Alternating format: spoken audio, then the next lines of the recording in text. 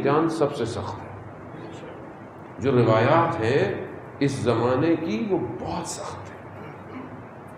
جو ائمہ ہمیں برواتے ہیں اس زمانے میں تم اتنے غربال ہوگے، یعنی اتنا تمہیں اٹھا اور پٹخا جائے گا کہ تم میں سے خالص ڈھونڈے جائیں گے. یعنی ابھی جو امتحان ہے، ابھی امتحان بہت سخت ہے، بہت سخت ہے. یہ امتحان ہے کہ حجت خدا غیب کے پردے میں ہے، آپ کے سامنے حاضر نہیں ہے. لیکن کیا حدیث ہے امام جعفر صادق علیہ السلام، صلی علی محمد. امام فرماتے ہیں رحم اللہ، یعنی خدا رحمت کرے ہمارے شیعوں پر. کیا ہے؟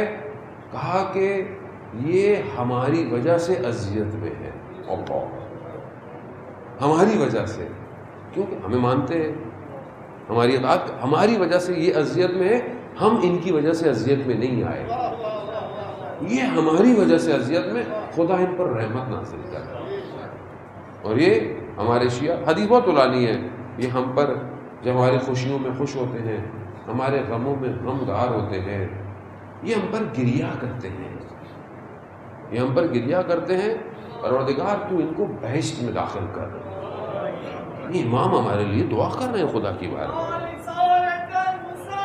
یا نثارۃ الحسین، یا نثارۃ الحسین، لبیک یا مہدی، لبیک یا مہدی، لبیک یا مہدی. صلی علی محمد وآل محمد. عزیزان محترم، ہم جس ٹائم زون میں ہیں، ہم بہت شدید امتحان کے اندر ہیں. کیوں؟ کیونکہ ظہور کا وقت معین نہیں ہے، کبھی بھی ہو سکتا ہے.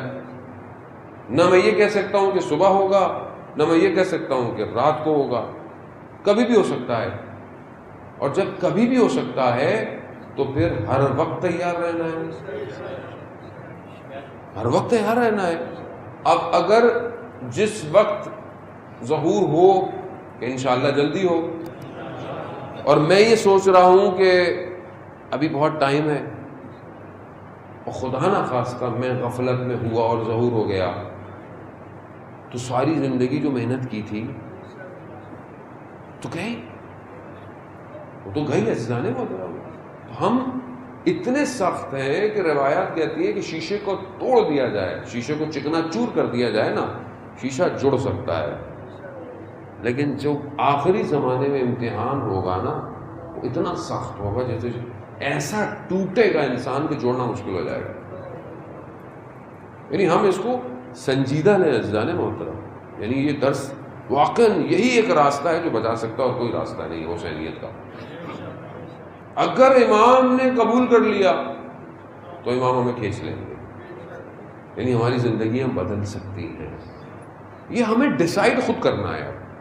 اب آپ کو انگلی پکڑ کے زبردستی کوئی نہیں لے کے جا سکتا، کوئی بھی نہیں لے کے جا سکتا.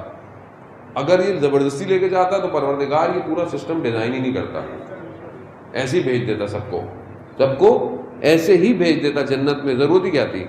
کیا ضرورت تھی دون بنانے کی؟ ویسے چلے گا نہیں. عہد لیا اس عالم زر میں، بھیج دیا. یہاں آئے ہم بھول گئے، فراموش کروا دیا.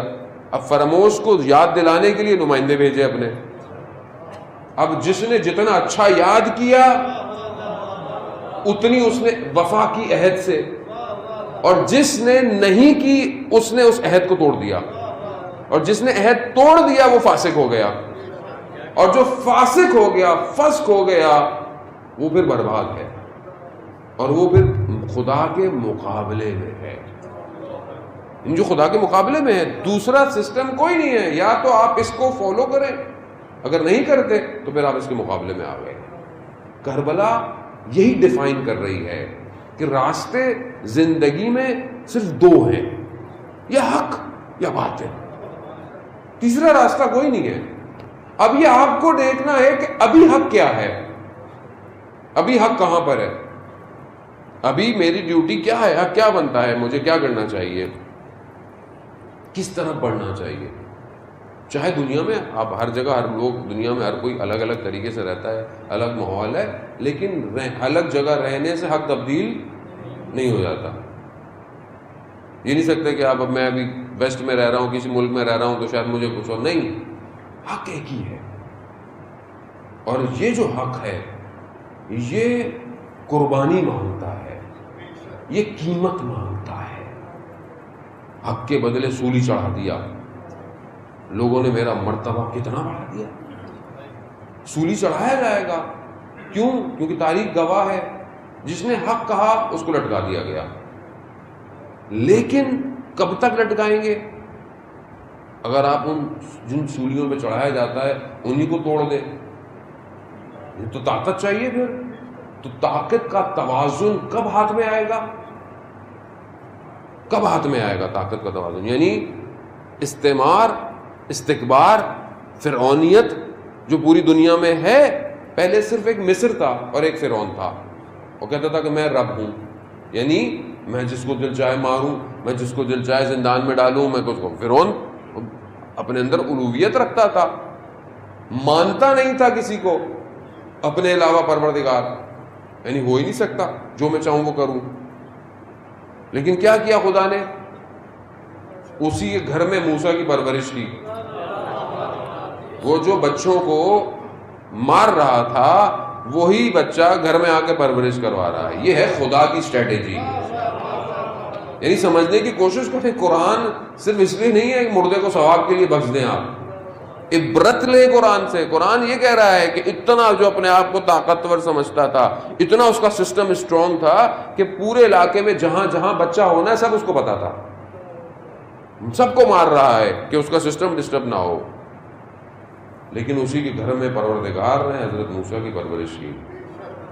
یہ خدا کا سسٹم ہے. خدا کہہ رہا ہے کہ اگر تم مجھ پر توکل کرو گے تو پھر تمہیں دنیا کوئی کچھ نہیں کہہ سکتی اس بارے میں.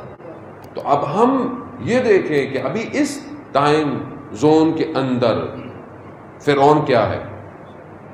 اب فرعون کوئی ایک ملک نہیں ہے، اب چھوٹے چھوٹے مصر ہیں سارے، اور ہر جگہ فرعون ہے.